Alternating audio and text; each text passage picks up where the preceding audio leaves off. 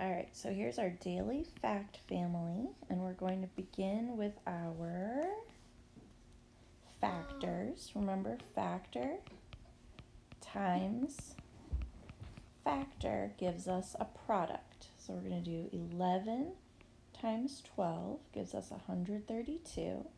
And thanks to the commutative property, we know that 12 times 11 is also 132. And then we can take our dividend, which is our large number to be shared or divided. That's called our dividend. We're going to divide that by 12 and get 11 in each group. And we can also do 132 divided by 11 and get 12 in each group. Okay, and do you remember what these numbers are called? That's the answer to our division problem, otherwise known as our quotient. Moving right along. Measurement problem. Okay, so this one is about yards and feet. So remember, in 1 foot, there's 12 inches. And also important to remember is that there are 3 feet in a yard. So if we have 23 feet, imagine like a tree. Whoa, that's a weird shaped tree. Tree that's growing and it's 23 feet tall. This is the abbreviation for feet, this apostrophe looking thing here. How many yards would that be? So we're going to take our 23 feet and divide that by 3. All right, now this is not going to divide evenly. So 23 divided by 3, that would give us 7, because 7 times 3 is 21, with a remainder of 2 feet, which we can write as a fraction. Okay? When you have a remainder, the numerator is your remainder and the denominator is your divisor or number that you are dividing by. This is the divisor here, the number you're dividing by.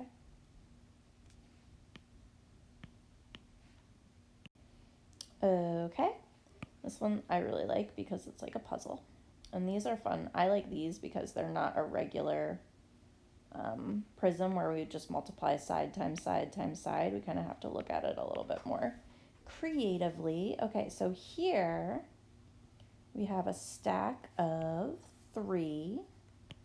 These are like 2 faces of the same red stack, and then this is the top of the red stack.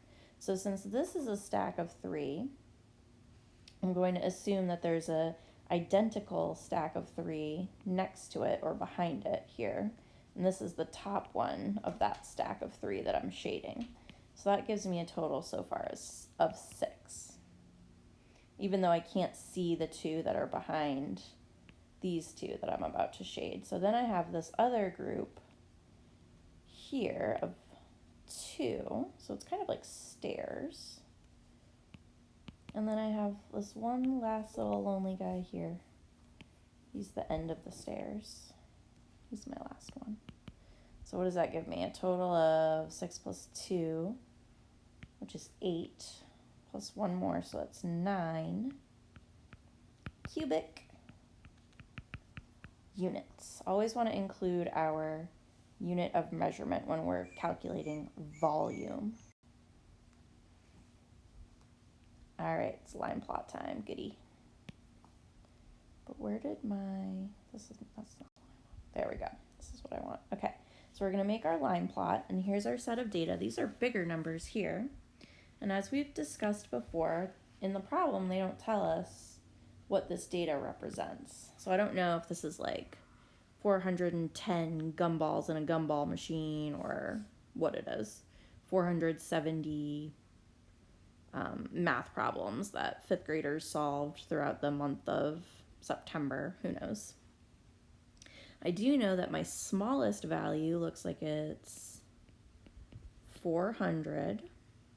And my biggest value I'm going to call my biggest value 500. I actually don't see 500 represented on here, but sometimes it just makes me feel better if my values from lowest to highest are like nice even numbers, like landmark numbers. I like that better. And in the middle we'll have 450, 410, 420, 430, 440.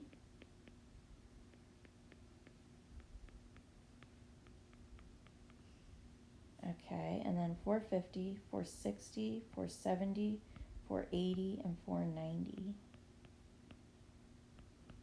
Oh gosh. Now, if you're like me and you didn't leave yourself enough space, just make your line extra long. I give you permission, it's okay. All right, so where does that take us? We've got 410. This is interesting that all of these values are multiples of 10. Did you guys notice that? 470. So what kind of data could be represented only in multiples of 10? 460, 420, 490, all the way over here, 470, 460, okay, and 450 right in the middle. Cool. Okay, so I did all of them. Nope, I left off 400. Always double check. And that's it. So remember these vocabulary words I told you about the other day. Our range is between our lowest value, 400, to our largest value, which is 490. 490 is the largest value for which I have data. 500 is represented on my line plot, but I have no data there. So I can't put that in my range.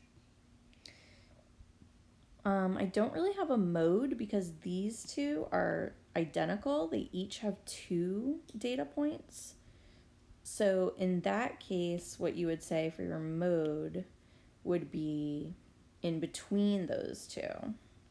You'd kind of let them share the mode and say your mode is at 465. And that's it. That was an exciting little bit of data there. I wonder what these numbers represent. I really wish it told us that. They're all multiples of 10. I don't know what that could be. I'll have to think about it.